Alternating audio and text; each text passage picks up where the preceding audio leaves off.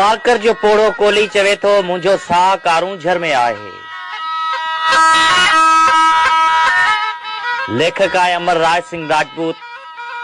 आऊं कोली आहियां, मुंहिंजे बदन ते चोली बि नाहे, पर कारूं झर खे ॾिसी असांखां हर ॾुख बुख विसरियो वञे थी। कारूं झर असांजो वस्त्र आहे, उनखे कोरे असांखे वस्त्र ई उगाड़ो न कयो वञे। कारूं झर असांजे पेट जी विंदर आहे, उनखे मिसारे असांखे बुख न मारियो। आऊं कोली आहियां, हिन वतन जो सिपाही आहियां। यादि रखणु घुर्जे त सिपाही जी हक़ीक़ती अज़मत सिपे सालार खां बि मथे हूंदी आहे। छाकाणि त सिपे सालार सिर्फ़ हुकुम ॾींदो आहे ऐं सिपाही मैदान जंग में पाण मल्हाईंदो आहे। मूं सदिन खां पाण मल्हायो आहे, कॾहिं राणनि लाइ रत वाहियो आहे त कॾहिं रईत लाइ रण जे मैदान में कहर बणिजी कड़कियो आहे। पर बदकिस्मती सां मूं लाइ कंहिं पघर न आहे वायो। उहो पोता मेल पाणे तारीफ़ कंदी पाण कारूं झर जे कोरजण ते पंहिंजे अंदर जो आवाज़ ॿुधायूं था। आऊं कोली आहियां, मुंहिंजो मां जिस्म ते ऐं साह कारूं झर में आहे। कारूं झर कोरजी वियो त मुंहिंजो साह निकिरी वेंदो। मुंहिंजी कुल पूंजी उहो जबल आहे जंहिंजे पथर पथर में मुंहिंजी तारीख़ ऐं तहज़ीब समायल आहे। उन को कारूं झर जूं ककरियूं असीं पंहिंजे न्याणियुनि खे ॾाज में ॾींदा आहियूं, छाकाणि त हीउ जबल असांखे ज़िंदगी जो ज़ेवर आहे। छाकाणि त हीउ जबल असांजी ज़िंदगी जो ज़ेवर आहे। कारूं झर सां वधीक मोहबत जी त ख़बर न आहे, पर आउं पंहिंजी ज़ाल जी हंज में कुड़कुंदड़ पंहिंजो ॿारु ॾिसी एतिरो ख़ुशि न आहियां थींदो जेतिरो कारूं झर जी चोटी ते टोकंदड़ मोर ॾिसी सरो थींदो आहियां। हा, मूंखे पंहिंजे साहन खां ओॾी सरतीअ जा सारोफा एतिरा न आहिनि वणंदा जेतिरा कारूं झर जा ऊचा पहाड़ मोहे वेंदा आहिनि।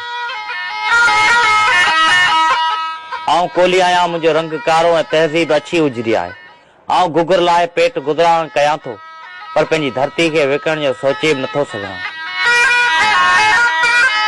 छाकाणि त मुंहिंजे रत में उन रूपले कोली जो ख़मीर समायल आहे जंहिं कारूं झर ख़ातिर पंहिंजो कंधु कपायो हो, झुकायो कोन हो।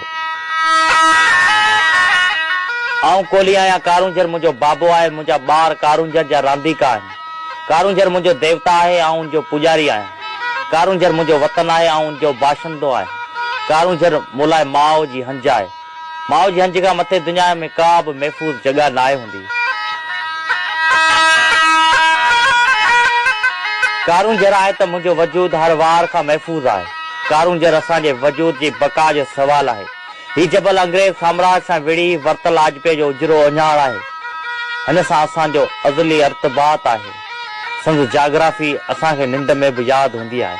हुन जा घेड़ गर्स असांखे ईअं चिटा यादि आहिनि जीअं की माउ खे पंहिंजे निभागे पुट जो आदतूं यादि हूंदियूं आहिनि।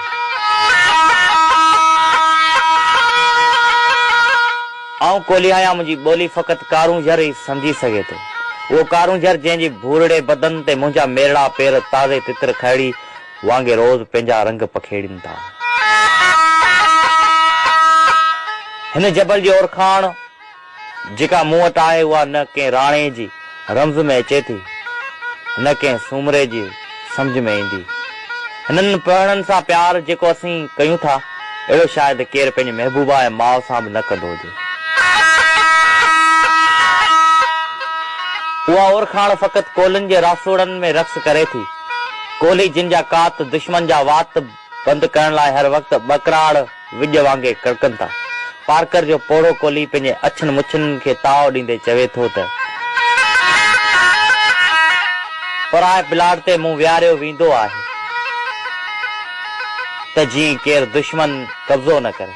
ऐं पराए प्लाट ते कंहिंखे बि कब्ज़ो करण न आहियां ॾींदो। सो कारूं झर खे कोरण कीअं ॾींदुसि? ही त मुंहिंजे अबाणे जागीर आहे। ही त मुंहिंजी अबाणी जागीर आहे। मुंहिंजे जीअरे उन ते कब्ज़ो करण जी कंहिंखे जुरत कीअं न थींदी। मञा थो ॾुखनि ऐं बुखनि मूंखां सभु कुझु खसे वरितो आहे, पर रूपले जो रत ऐं कोलियाणी माउ जी थावर थञ मां मिलियल सत अॼु बि मुंहिंजे वार वार में वसे थो। वतन बचाइण लाइ वॾनि शलवारनि जी न, पर वॾनि तलवारनि जी ज़रूरत हूंदी आहे। ऐं असांखे पंहिंजे अबनि ॾाॾनि खां विरसे में मिलियल आहिनि। मतां भुलिया आहियो कारूंजर जे पढ़ण जो कसम हिन डूंगर खे कंहिं ॾारण जी कोशिशि कई त असीं रूपले जो रत रायगान वञणु न ॾींदासीं। हर केसरे जे कुख मां नित रोज़ नओं रूपलो ॼमंदो ऐं उहो कारूंजर जी रक्षा ख़ातिर पंहिंजे साहनि जो सदको ॾेई वतन तां वारजी वेंदो।